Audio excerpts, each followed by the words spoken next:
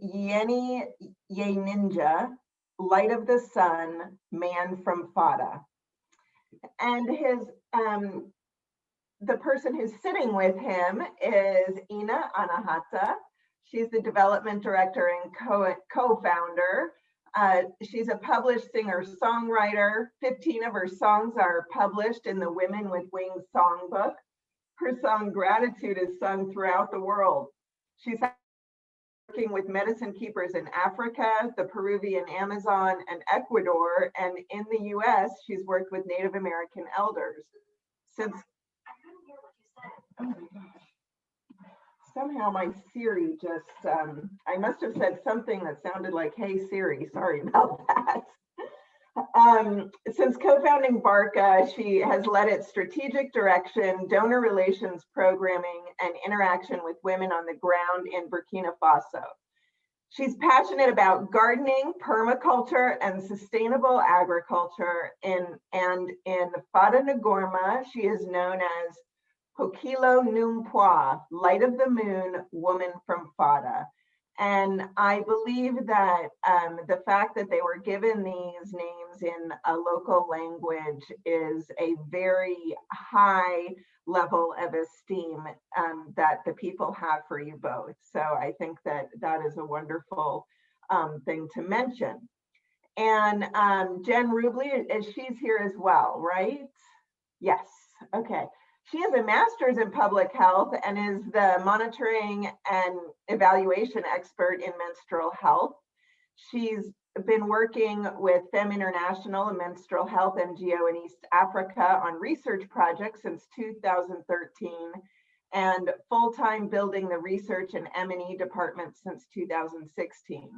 She's a leader in menstrual programming, M&E, advocating for and aiding in the development of indicators and tools that are broadly accessible to programs and bridging the gap between research and implementation.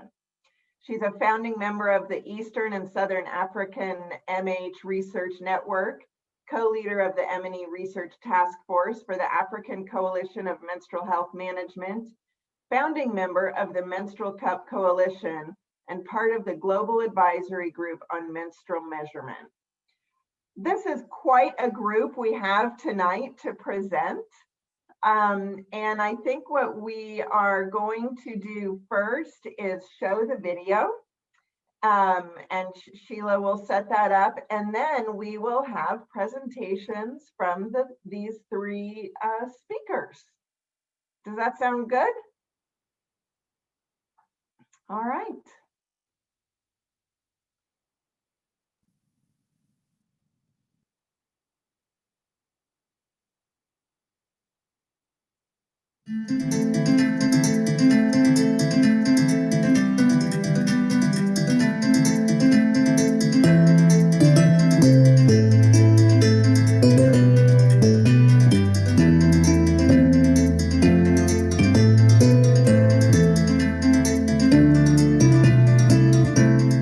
Le nom du projet, c'est Africa Yasoma. Yasoma qui signifie c'est bon, amoureux, la langue la plus parlée au Burkina Faso. Avec ce projet, nous allons promouvoir la coupe menstruelle pour les filles et femmes du Burkina Faso. Et c'est le premier grand projet de coupe dans tout le pays. Le Burkina Faso est une société très patriarcale. Ici, les femmes luttent pour obtenir l'égalité de droits, l'égalité de rémunération, l'égalité de chance. Nous connaissons que le sujet des menstrues au Burkina Faso, c'est un sujet vraiment tabou. Il y a plusieurs défis. Le premier défi, c'est surtout le défi d'information. Il faut dire que les femmes manquent beaucoup d'informations nécessaires en ce qui concerne la gestion hygiénique de leurs menstrues. Le deuxième défi est relatif à l'environnement auquel les femmes sont exposées. Par exemple, au niveau des familles, il y a des toilettes, mais souvent ces toilettes ne sont même pas adaptées pour gérer leurs menstrues. Et on n'en parle même pas lorsque la femme sort hors de chez elle. Et le troisième défi, c'est le défi, je vais dire, psychologique. Et disons que ici, tellement qu'il n'y a pas de matériel adapté pour pouvoir prendre en charge les menstrues, les femmes sont stressées lorsqu'elles vivent leur période menstruelle, tout simplement avec le coton hygiénique qu'on utilise ou bien les serviettes réutilisables. Lorsque les femmes mettent ça, quand elles sortent, elles ne sont pas confiantes, elles n'ont pas confiance en elles-mêmes parce qu'elles ne savent pas si le matériel va pouvoir bien absorber le sang. Et ce projet promet une solution simple, la coupe menstruelle. Et voilà pourquoi nous aimons les coupes. La coupe dure 10 ans, donc elle nous fait économiser beaucoup d'argent. La coupe est fabriquée à partir de silicone médical, un matériau totalement sûr et adapté qui présente un faible risque de choc toxique. Elle est pratique car elle peut être portée jusqu'à 10 heures de temps. Et en plus, elle peut collecter ce que 4 serviettes jetables pourraient absorber. Elle est confortable. Une fois insérée, on ne la sent plus. La coupe, c'est écologique avec 0 déchets solides et plastiques. Son nettoyage est facile et nécessite peu d'eau. Et d'ailleurs, c'est ce qui est important pour un pays en situation de stress hydrique comme le nôtre, le Burkina Faso. Elle est discrète, pas d'odeur, peu de risque de fuite et de vêtements tachés. C'est vraiment impeccable. Je dirais que la coupe menstruelle est la très bienvenue au niveau du Burkina Faso, vu les différents avantages. Cette coupe, en tant que femme, c'est la solution à notre hygiène menstruelle.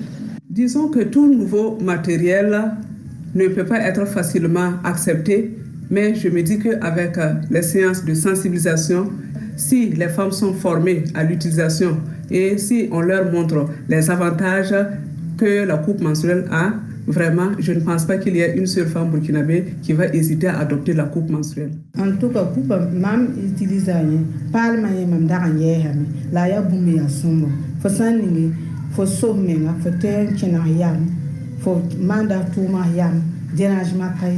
Aussi révolutionnaire que soient les coupes, ce projet représente bien plus que cela. À travers ce projet, il s'agit d'autonomiser les femmes en brisant le silence et la stigmatisation autour des menstruations. Il s'agit pour ces femmes bénéficiaires de mieux connaître leur corps, de mieux gérer leurs règles et leur cycle menstruel avec des informations appropriées et de comprendre leurs droits. Il s'agit aussi d'impulser des changements au sein de leur communauté en plaidant pour une éducation et des produits d'hygiène menstruelle plus durables. Ceci est important car le but ultime est de poser les bases pour de futurs programmes d'envergure alliant coupe et éducation menstruelle au niveau national. Nous avons réuni l'équipe parfaite pour mettre en œuvre ce projet. La Fondation Barca travaille dans le pays depuis 15 ans et a une profonde compréhension du contexte culturel du Burkina Faso. Et Menstruel est une entreprise sociale qui rendra les coupes menstruelles disponibles et même une fois le projet terminé, de sorte que la demande créée par le projet soit satisfaite par un approvisionnement durable. Et Femmes Internationales, qui est une organisation de référence et experte en santé menstruelle avec 8 ans d'expérience dans la distribution des coupes en Afrique.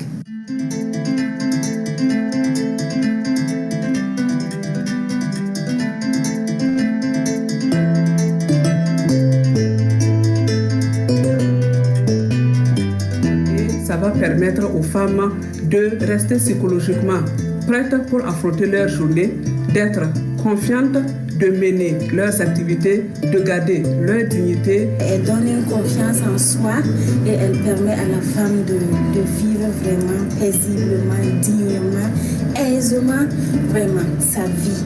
Voilà. Cette coupe, je l'adore. Et avec l'aide de Dining for Women et de ses membres aux États-Unis, nous savons que nous atteindrons ensemble notre objectif ambitieux. Merci. Nous ne pourrions faire cela sans vous. Barca.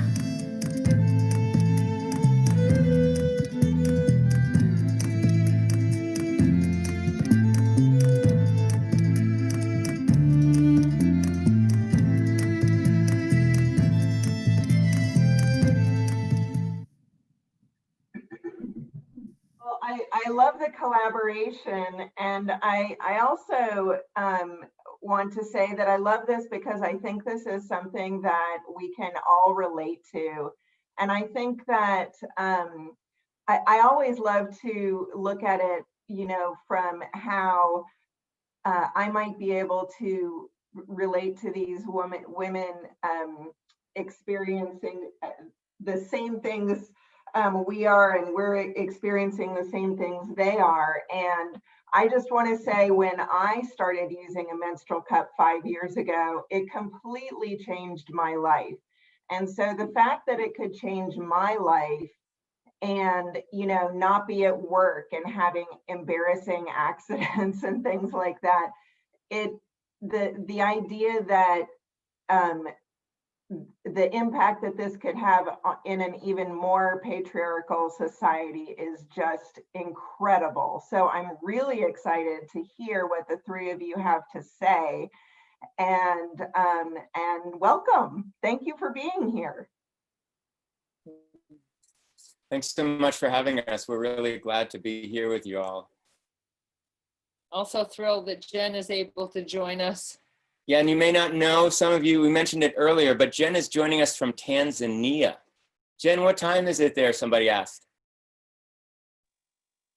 It's a little after 4 a.m. here, so you'll forgive me if I don't have my video on. This is the dedication that we are working with you guys. It's incredible. Thank you, Jen. Happy to be here. Are we ready? Yeah, we're happy to have you. Can we jump into the presentation? We have a short presentation to give to you all, and then we can just kind of open it up, you know, for all your questions and further discussion. And Great. everyone, please Okay, feel free to put questions in the chat, and we will make sure that they get asked at the after the presentation.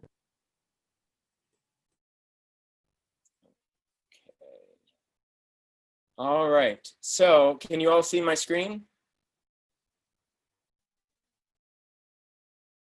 Yeah. All right, so the project is called Africup Yasoma, and we're going to start by just giving you a little bit of information about the Barca Foundation.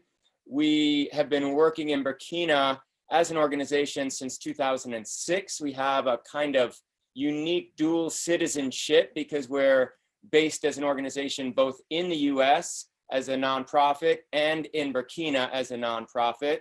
Ina's actually been traveling to Burkina, I think, since 1999. And we have a long history. We have only focused on Burkina Faso and also developing a kind of bridge building with communities in the US that really seems to enrich everyone involved. We began our work through water, focusing on water. And why did we do that? Because Ina, while I was working with the UN to affiliate the organization with the UN, Ina was in Burkina having meetings with many women in peri-urban areas in Fada and also in rural villages in the bush. And these were early days. We really wanted to take our directive from the people that we were there to serve, particularly the women, because we knew that they, more than anybody else, had their hands on the pulse of the entire community. And so it was the women who really said, the most important thing that we need help with is water. And through our tutelage under the United Nations, we realized, well, you can't just drill a well and think you're going to have any kind of sustainable impact. You also need to include with water, sanitation and hygiene. These three things go together. I think that's really kind of standard operating procedure now. It wasn't back in 2006 when UNICEF had really just discovered this term WASH, an acronym for water, sanitation, and hygiene. And everything that Barca has done in the past 15 years has really grown out of that base of water and sanitation. And women's empowerment is so important to Barca. In everything that we do, we involve issues of women and find ways to empower women, whether it's water or agriculture. And one other thing I want to mention is that we actually have our own theater troupe. Many of the actors are in that photo that you can see there. And we've gone on these tours in the bush to sensitize villages and schools on a wide range of subjects, including the importance of the role of women in water resource management. Hold on a second, there we go. So the project that we're about to tell you about would not be possible without two incredible partners who are absolutely perfect for this project. One, we have a representative here tonight. You'll hear from her yourself, and that's Jen Rubley of FEM International. We call Jen our secret weapon because she knows so much about menstrual health, about menstrual cups. She is an expert of experts. She's got her fingers in all sorts of research and studies around the world. And FEM, over the past 8 years, has developed a very successful model for menstrual cup distribution and menstrual health in general that we are really adapting for a Burkina Faso context for this project. And Jen is also going to be leading the monitoring and evaluation. You heard Beth Ellen mention M&E. M&E, if you're not a development person, that's monitoring and evaluation, and it's really important. And it's a key aspect of this project for reasons that we'll tell you about after the presentation, because there's not been a lot of menstrual cup stuff going on in West Africa. The other partner that we have for this project is Menstrual, which is a very different kind of partner. Menstrual is based in Ouagadougou, the capital of Burkina Faso, and they are a social enterprise, which means they want to make money by doing good in the world. And their business model is to work with women to sell menstrual cups and reusable sanitary pads at affordable prices, and really to make this widespread in Burkina, because it's really not available in Burkina. Menstrual is a young, new organization. They've started with some small scale distributions and projects, and we learned about them through the Menstrual Cup Coalition, and together with FEM and Menstrual and Barca, we've got the right recipe for a successful project. Before we jump into the project, we want to just give you a little bit of context about Burkina. It's not a country that a lot of Americans know about. Burkina is an incredibly poor country. It's one of the poorest countries in the world. You'll see all of the kind of horror story statistics on this slide, but we would be remiss if we didn't also talk about Burkina's richness. Burkina has so much to offer. It's the size of Colorado, and yet there are over 60 ethnic groups. They each have their own language. They have their own culture, their own dance moves, their own cuisine specialties, and they even have this relationship between them called joking partners that is kind of like a friendly rivalry that helps to keep the peace. And that's something that has lasted over 1,000 years, and that right now is actually coming in jeopardy because of a jihadist insurgency that has been taking root in Burkina over the past couple of years that's really driving wedges in between some of these ethnic groups. We can talk about that more after as well. But so the problem that this project is addressing has to do with menstruation, which is a taboo subject in Burkina. Nobody talks about it. Not even mothers talk about it with their daughters. Daughters have their menarche and they don't know what is happening to them. It's traumatizing. We've heard so many stories about this. This is something that Barca has been really committed to helping to break through this silence and this taboo, the stigmatization of menstruation. It affects women in every aspect of their lives. 75% of women in Burkina experience what we call period poverty, meaning they don't have proper information, they don't have proper resources or products that are affordable, and that's something that this project is addressing. So our solution is really simple. Menstrual cups, thank you for the testimonial, Beth Ellen, that was so exciting to hear, and education. We are going to educate people, women, to understand this topic, understand their rights around menstrual, sexual, and reproductive health. And this is really it's going to be a new day in Burkina, because this is not something that Burkina has ever seen. It's really the first menstrual cup project of this size and scale in Burkina Faso's history. So our approach is really simple. I love the design of this project, and we can get into this more after the presentation, but every choice that we've made has been made for a very specific reason and to expand impact or mitigate some kind of a hurdle that we know we're going to face. So one of those hurdles is, how do we get a high rate of adoption for cups? Stage 0, our pre-advocacy stage, will be about engaging stakeholders, NGO partners, ministry leaders, like from the Ministry of Women, from Ministry of Health, and very important, religious leaders. Burkina is a patriarchal society, and without getting the permission and the green light from husbands and from religious leaders, we won't go anywhere. So we know that it's really important to go and bring them on board. We'll also be partnering with community health centers local to Ouagadougou. And from those community health centers, we will have them select 30 dynamic community health workers who will be our leaders for stage 1. And they will receive comprehensive training that Jen herself is going to be administering along with our in-country project team. And they will also be given cup kits and learn how to use the cup. They will then take that cup and go home for 4 months and use it and try it and develop what we call cup confidence. And by that time, they will come back and receive stage 2 training. And that's where we train these leaders to become trainers themselves. And out of the 24 women, they will work in pairs and go out into their own communities, which is really important because Jen can't be teaching this to everybody. And not only is that not feasible, it wouldn't work culturally. We want this coming from the local women themselves. They know their community. They know how to communicate this kind of stuff to break the silence around this issue. So they will go out into their community and teach women about menstrual health, about their rights having to do with, the fact that FGMC is against the law, the fact that when you're pregnant, you go to a doctor, women are not supposed to pay anything by law, and yet very often they do. Those types of things, we will empower them with information and education.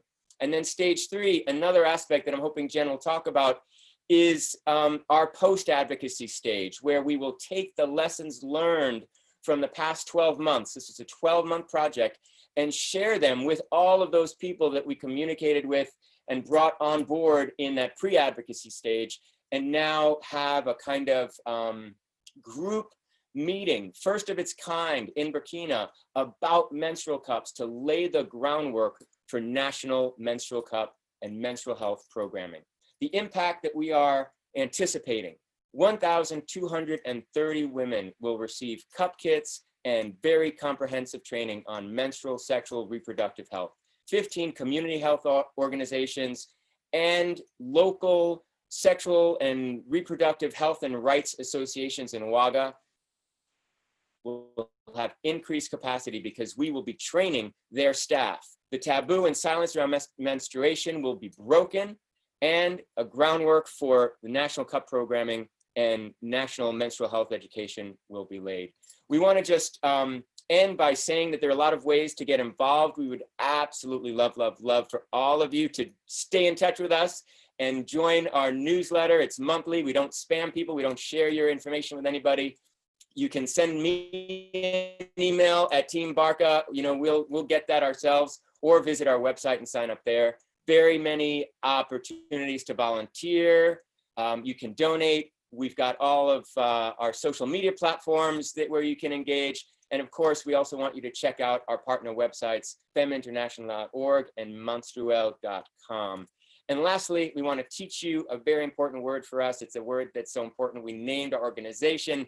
Barca is a thank you that is so big. It's a blessing. It's a blessing to give it, and it's a blessing to receive it. When someone says Barca to you in Burkina Faso, the real right response is to say Barca to God, because you've just been blessed. So we want to say Barca to all of you. We would not be doing this without Dining for Women. Thank you very much.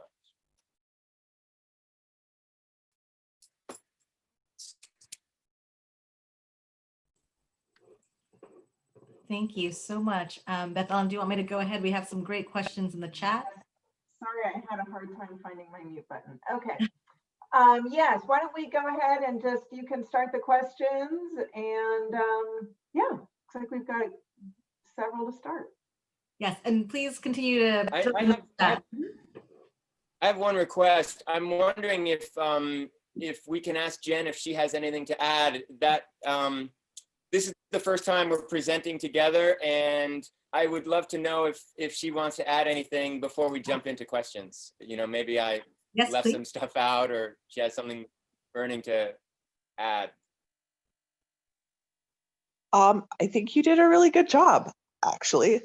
I mean, I could certainly get into like a gazillion little details, but overall, I think you covered the highlights and the important bits. So, yeah. Try not to sound so surprised, Jen. Oh, come now. It's 4 in the morning. Okay. Yes, and please do chime in, Jen, as we ask the questions. These are for all of you. The first one was, what is the cost of a menstrual cup versus reusable pads? Jen, I defer to you. I have this information.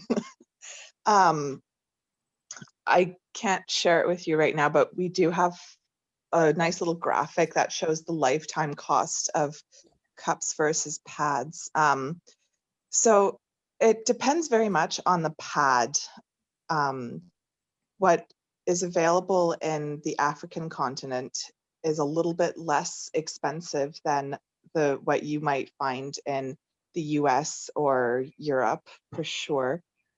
And so as a comparison, we will be having reusable pads as well in this project for anybody who cannot use a cup. And a pack of 4 reusable pads, they're called AfriPads, that's the company, is $5.50 USD, I believe. No, it's a little bit more than that now. It might be closer to 10 USD. They are retailing packs of 2 pads for around 5 USD, which is pretty much as cheap as you'll get really good quality reusable pads anywhere.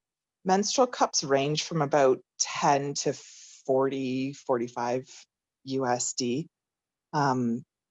These ones are, I don't remember what we're getting these ones for specifically, Isu, do you?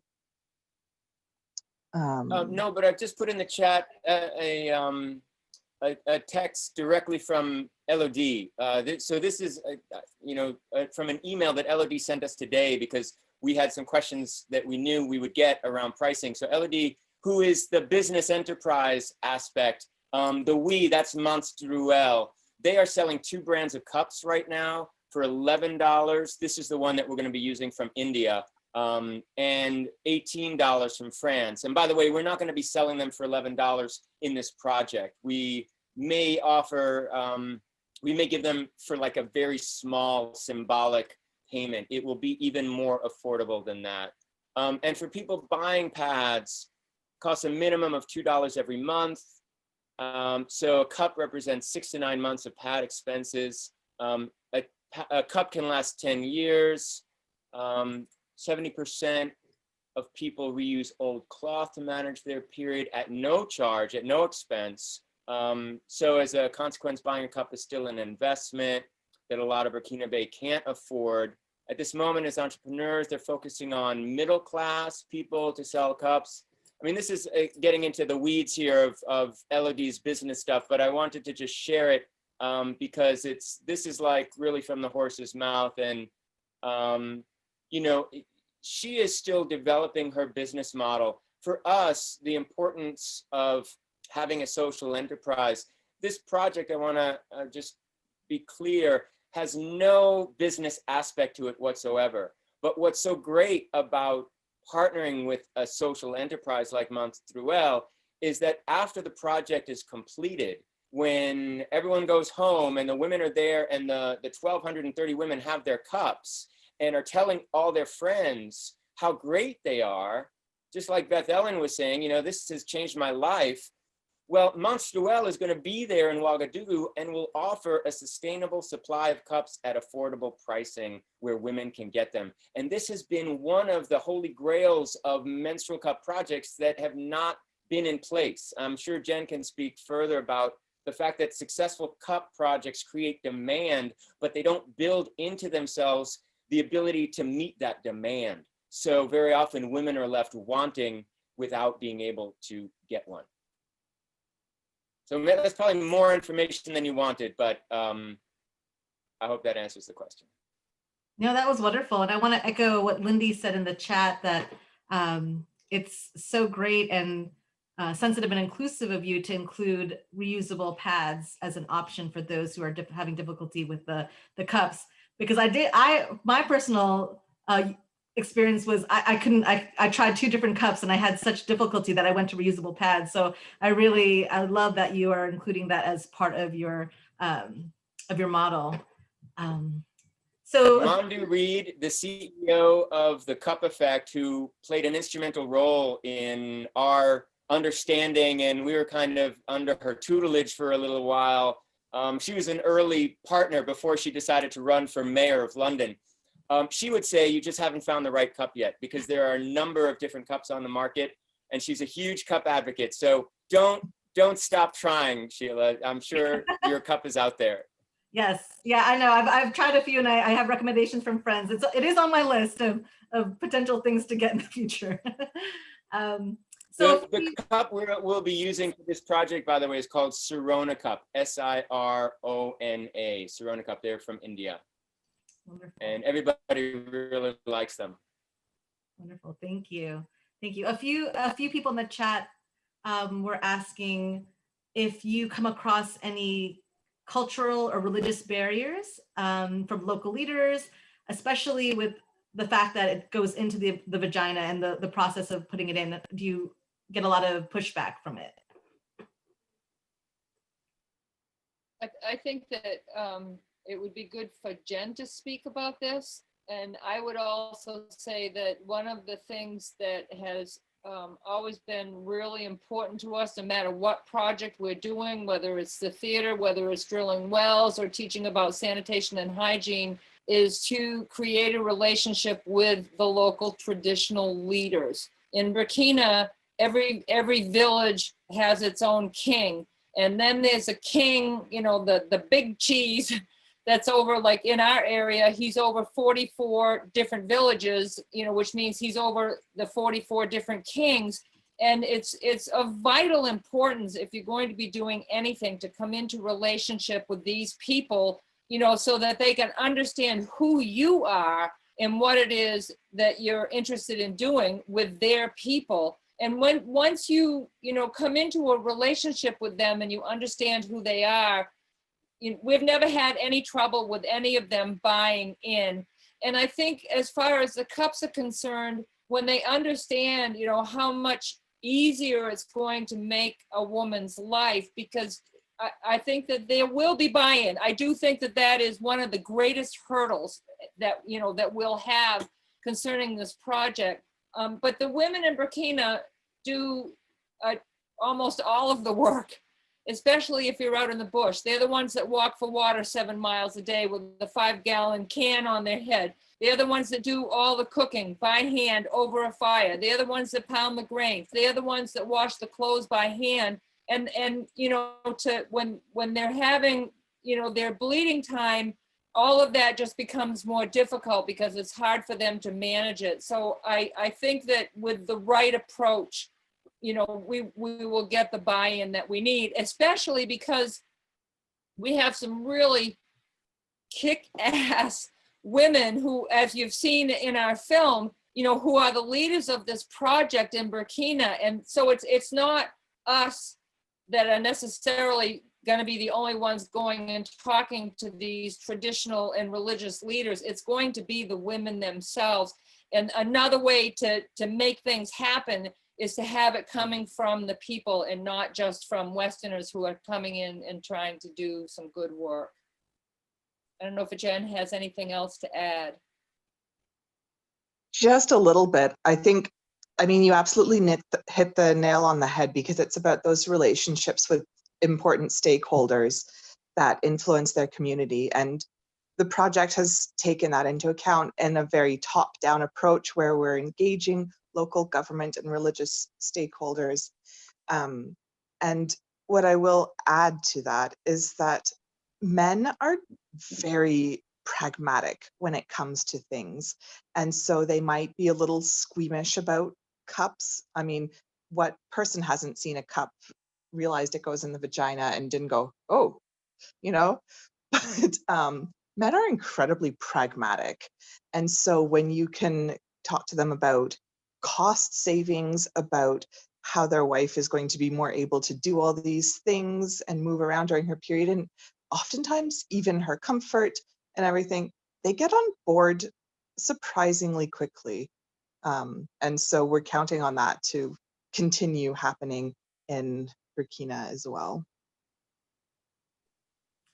Wonderful. And to follow up with that question, is it difficult to get the women engaged? Are they hesitant? Are they reluctant to come and learn about it? In my experience, no.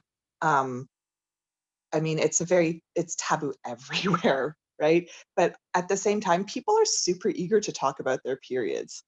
Like, you get a group of people who menstruate in a room, and like all these stories start coming out, and everybody's willing to talk about it. And with cups, like, and I had this just last weekend with a friend of mine, you start asking all these little questions about how you're trying it, what you're doing, and like the really nitty gritty. And people are desperate for that information and for that setting where they can have those conversations. And so, yeah, at the beginning, you need to have some icebreakers. The women who will be doing the training are absolutely amazing, and it's very much down to the skill of whoever's doing the training. So they're confident, they're engaging, they are such cup advocates already. So it's going to be, there's work to get people using cups often. As you mentioned, like it takes some time to get used to it, but people tend to be very eager for something that is potentially much better than what they're currently doing. And you add that the peer support of these early adopters who are just hammering home the message of how amazing it is. In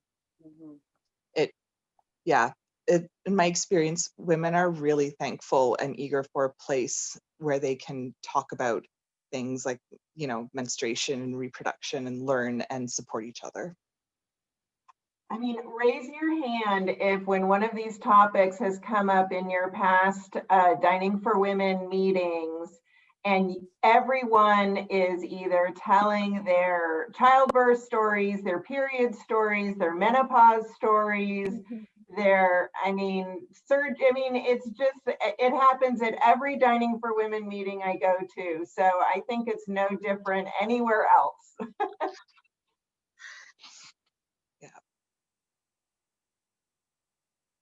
And I think we have just two final questions.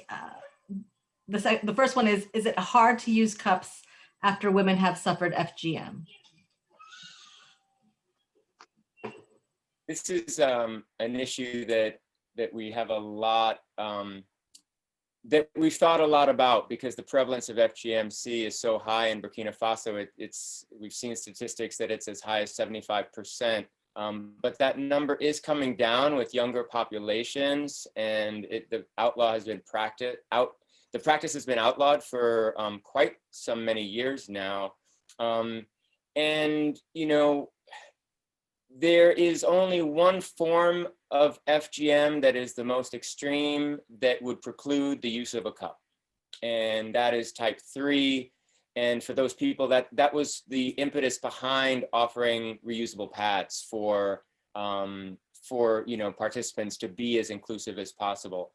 And one of the things that we're really excited about, and I know Jen is going to have more to say about this, is the fact that this pilot project presents an incredible opportunity for the global community and for Africa, because cups have not really arrived yet in West Africa, and they certainly haven't arrived yet in Burkina Faso. and no one is quite sure why. Maybe it's cultural, maybe it's religious, maybe it's just because it's Francophone. We're not really sure why. But this project is really going to provide some valuable data, and Jen is going to be the honcho crunching all that data and sharing it and parsing it out and, you know, figuring out lessons learned. And one of the most exciting areas for us is to really understand how cups are adopted and used and liked or not liked by women who have experienced FGMC. So Jen, I'm sure you have things you want to add. I mean, if we're adding things to Emily, I could talk for 2 days or so. Well, specifically about FGM and cups and West Africa. But yeah, so there's really nothing, there's no data yet on cups and people who've undergone FGM. It's a question that comes up every time. Fair enough. For what we do and other organizations in the area in East Africa, we offer a choice because of that. And I mean, there are many reasons why people wouldn't want to use a cup. So our programming offers a choice because we didn't ever want to ask about FGMC. As EC said, like physically type 3 would, well, I mean, unless there are, you know, physical complications, type 3 would preclude cup use. Psychologically, pain-related complications that could be related to any type of FGMC. But this is going to be a very, very valuable learning opportunity for the entire CUP community. And we will definitely be shouting some of that information to the world when we get it. Thank you. And finally, what is the COVID situation right now in Burkina Faso? And is it going to have any delays for executing the program? Great question, very relevant. Barca's webpage, Barca's website has a page devoted to COVID news. We've been tracking stories and caseloads. You know, the overall COVID impact in Africa has been lower as a continent than almost any other, well, you know, any other major populated continent on the planet. And there was an article in the New York Times last week that may simply be because of a gross underestimate of counts and a lack of testing. And, you know, it's really very unclear due to the lack of health infrastructure. And Burkina is extreme in that area. It's very hard to tell. We were very concerned that if COVID really explodes in Burkina like it did in this country, that it could be absolutely catastrophic. It has not. The number of registered COVID cases right now, I believe, are still under 2,000. You know, the number of deaths that are officially related to COVID are under 100. So, and part of why that may be the case, if that is an accurate number, could be because Burkina has the third youngest population in the world. You know, their average age is 16 point something, like 16.2 or and a half, something. So, you know, that could be one reason. We've had several staffers get very bad flu-like sicknesses in the last several months. We've wanted them all to get tested. None of them were able to find a way to get tested. One was probably a bad cold. Another person, Martine, who you saw in the film, we believe she probably had COVID. She was really down and out for like 3 weeks, which is unusual for Burkina, you know. So it's tough to tell. We don't see COVID and its low prevalence affecting the project at this point. And Jen and I and Elodie are all planning to be on the ground, you know, throughout the course of this project. and you know, we'll be socially distancing. We have a backup plan in case things get really out of control. Jen has a very robust plan that FEM International uses, where we could completely do this project in a virtual way. There's some challenges in Burkina due to technology, you know, that we would find ways to overcome. So there is a backup plan, and there's also a plan to move forward really in Q1 of this year. So we're getting ready to, you know, start the engine on this project very soon, and we're very, very excited. Thank you all so much. This has just been so rich, and what a wonderful, positive and exciting project for starting out 2021. Thank you for Jen for zooming in from Tanzania at 4 in the morning. And we sincerely appreciate that. And thank you to Asu and Ina for spending time with all of our chapters across the country. I want to say we're about 10 minutes behind. I apologize, that's my fault. But if you want to stick with us, we're going to go over the January Sustained Grantee Integrate Health, which is one of our stellar projects in Togo. So I'm going to move over to Wendy to present the Sustained Grantee, and then we'll wrap it up. Thanks, We've got Beth to Ellen. run, Beth Ellen. We have another presentation in just 30 minutes with our third chapter of the evening. So we're going to go. Thank you to Jen. Thank you to Sheila. Thank you to all of you. We're so thrilled to be collaborating. We couldn't do this without you. Baraka. Women are changing the world. Thank you, thank you, thank you. Baraka. Wow, how dedicated are our grantees to be doing all of these virtual meetings for our chapters. I won't take too long. Our sustained grantee for the month is Integrate Health. This is the last year of our 3-year grant with $75,000 grant with Integrate Health. And this grant is on top of a featured grant we awarded them in 2015. It's kind of coincidental. It must be coincidental that actually Burkina Faso from our featured grant and Togo from our sustained grant are actually bordering countries in West Africa. At least they are bordering. So I kind of wish that they had been able to stay on the call to share any information they had about Togo as well. But this project that we have with Integrate Health is all about community health workers. We funded the recruitment, training, and equipping of community health workers with our featured grant, and our sustained grant is allowing us to expand that even further.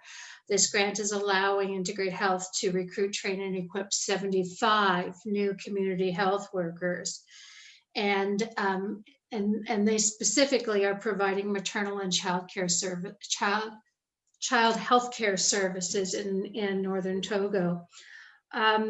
The direct impact of this project is over 17,000 women and children. And then indirectly, this project is impacting about 60,000 members of the community.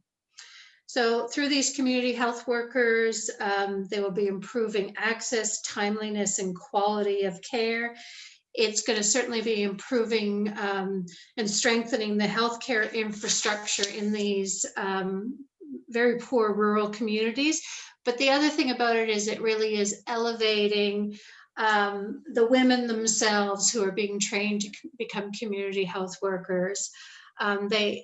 Through that training and that position, they really are becoming respected members of their community, leaders in their community, influencers in their communities, and it really does help to ensure the long-term health and well-being of their communities.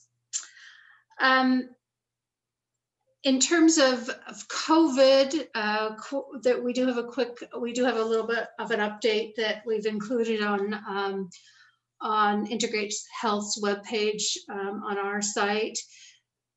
The cases in Togo, you know, the documented cases in Togo, sort of like Burkina Faso. At this point, they have 3,845 documented cases and only 72 deaths. How Integrate Health did need to kind of put on pause their expansion and their launch into the, I think it's pronounced Kairon district in July. They really needed to, you know, focus on COVID, and they worked hard to procure PPE. And what's really neat that I read was that their community health workers were trained in how to provide education about COVID, and also to provide testing and contact tracing if it was needed. And because these community health workers were already trusted sources of information in the community, it was a great way to pass along information about the virus and to help stem the rise of cases. I understand from the update that Integrate Health is now able to go back to the planning for the launch of this program in this new district.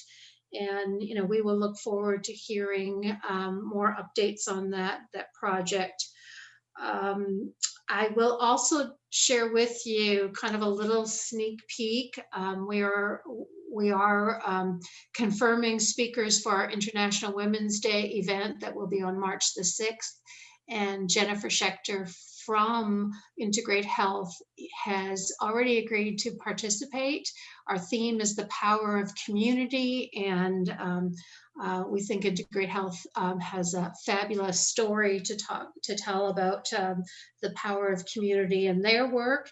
And Jennifer has also asked if she could include a staff member from Togo in the event, which will be really awesome. So please mark March 6th down on your calendar. It is a Saturday, which will allow us to be accessible to different time zones across the country and all our members. And oh, by the way, we will also be making a big unveil of Dining for Women's new name and logo.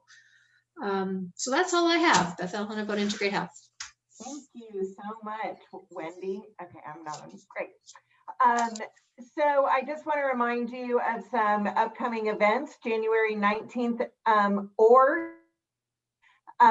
is our monthly advocacy chapter with results webinars. That you can find that on our website. February 3rd is our upcoming book club discussion on Monique and the Mango Rains, 2 Years with a Midwife in Mali by Chris Holloway. So that's going to be very good. I've got to get that on Audible. February 4th is our next national virtual chapter meeting. And again, save March 6th during the day, I believe, right, Wendy? 1 o'clock. 1 o'clock Eastern. 1 o'clock Eastern for our big announcement and really celebrating International Women's Day. So happy New Year, everyone. Come back and see us, email us. We miss you. I cannot wait till I can see so many of you in person and give you hugs. And bring a friend next time. Yeah, bring a friend. Bye-bye. Thanks, everybody. Good night. Thank you. Thanks, Wendy. Thanks, Beth Ellen.